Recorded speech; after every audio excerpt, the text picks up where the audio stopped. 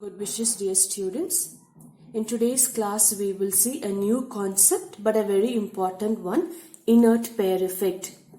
To understand the concept of inert pair effect, you need to know the general electronic configuration of p block element, that is ns2 np126.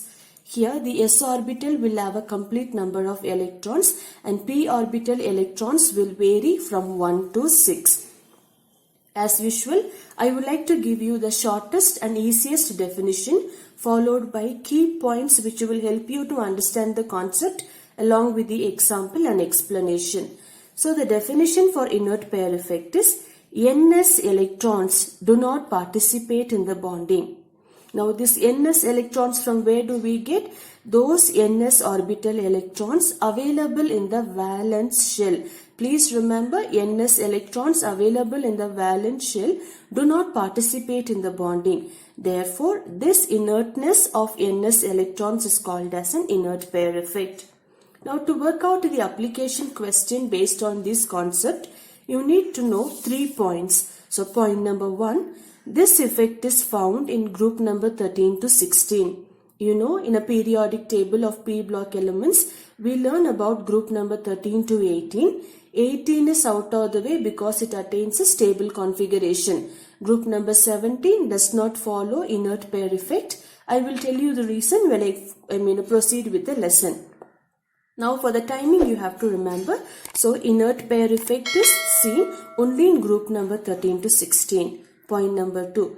Now does all the elements present in group number 13 to 16, do they exhibit inert pair effect? No. Only few metals. They are gallium, indium, thallium, tin, lead and bismuth. Now these elements are called as a heavier post-transition metal. Every word I have highlighted, so I will tell you the meaning of it in the next class. Now point number 3, most stable oxidation state is 2 less than the group oxidation state. The key word that you have to remember here is 2 less than the group oxidation state, or the same a concept I put down in a different point for you all.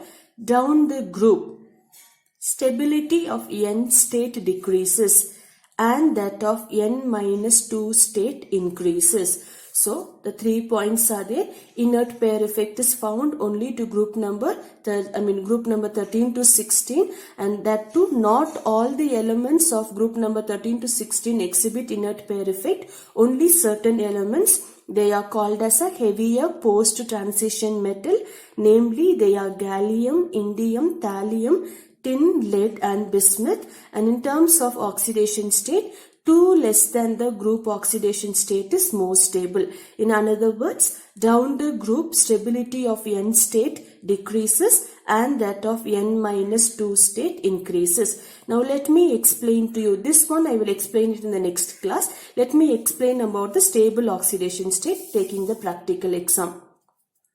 Now we had taken, I told you inert pair effect is suitable for group number 13 to 16. So I have taken group number 13, group number 14, 15 and 16. Everywhere I have taken the first element, boron, carbon, nitrogen, oxygen.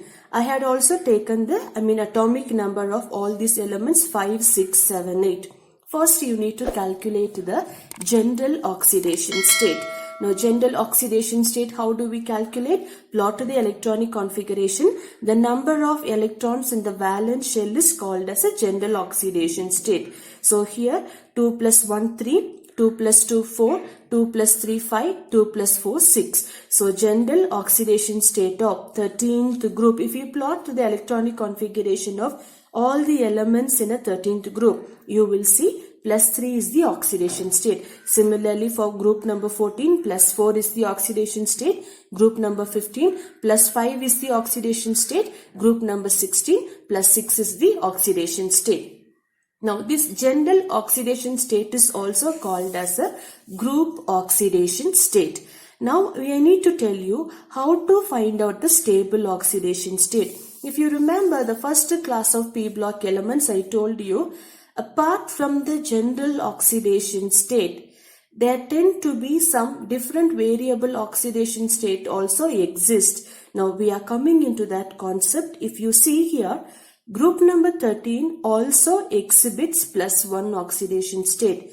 Group number 14 +2 oxidation state. Group number 15 +3 oxidation state. Group number 16 +4 oxidation state. Now how do we get this variable oxidation state?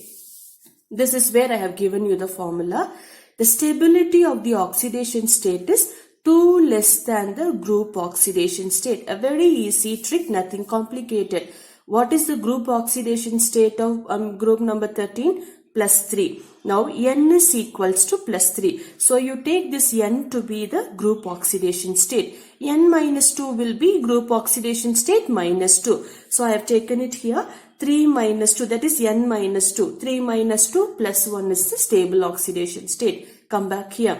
My N is equals to 4. That is N state. N is equals to 4. So N minus 2 will be +2, the stable oxidation state. Group number 15, N is equals to +5. N minus 2 +3. So +3 is a stable oxidation state. Next one, group number 16.